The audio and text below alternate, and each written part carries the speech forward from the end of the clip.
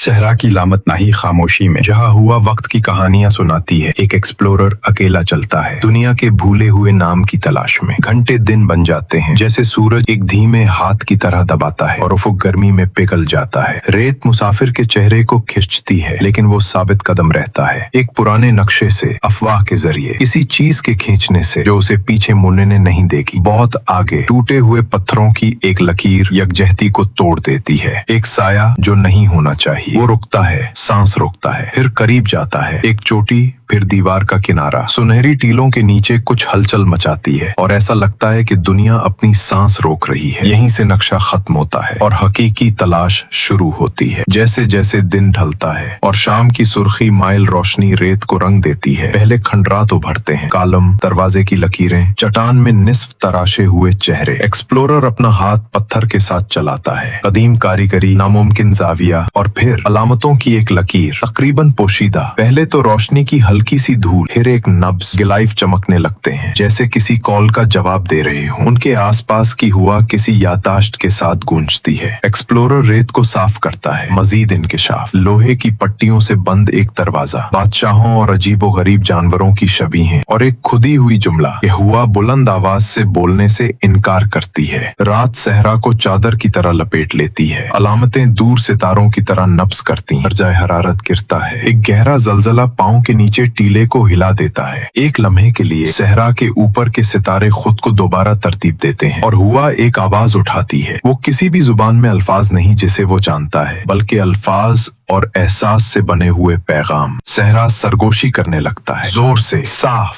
हम यहाँ थे तुम्हारी दुनिया शुरू होने से बहुत पहले। ये ना तो धमकी है ना ही खुशाइन, सिर्फ याद दहानी। आवाज रेत से आती है, जमीन की हड्डियों से। एक्सप्लोरर अपनी हथेली को एक नक्शशुदा दीवार पर दबाता है। तस्वीर बदल जाती हैं, पत्थर में चेहरे हरकत करते हैं। बहरी जहाज वहाँ चलते हैं जहाँ समंदर मौजूद नहीं है। बच्चे रोते हैं और जश्न मनाते हैं और खोए हुए लोगों की तार रेत की सतह के बिल्कुल नीचे धड़कती है। टॉर्च लाइट से वो एक बंद दरवाजा खोलने पर मजबूर करता है। तारिक की ठंडी सांस फूकती। छुपे हुए चेम्बर की जमाई, वसी और नीची। दीवारों में पेंट की गई दीवारें जो वक्त की तरह चढ़ती हैं। दीवारों में फसलों और जंगों, पुजारियों और चोरों, एक ऐसे शहर के बारे में बताया गया है जो अपनी शान से बहुत ज्यादा प्यार करता था। मरकज में एक पेडिस्टल बैठा है, उसके ऊपर एक क्रिस्टल वर्ब है। इंसान के सर से बड़ा नहीं है लेकिन एक खामोश, नामुमकिन नीले रंग के साथ जल रहा। जब उसकी उंगलियां उसकी जिल्द को छूती हैं तो दुनिया टूट जाती है। नजारे आते हैं सोने के चौड़े प्लाजे, सूरज को पीने वाले टावर, नामालूम कवानीन के साथ मुनक्किश मंदिर। वो एक कोर्स सुनता है, तख्लीक के गाने, जिंदगी दी गई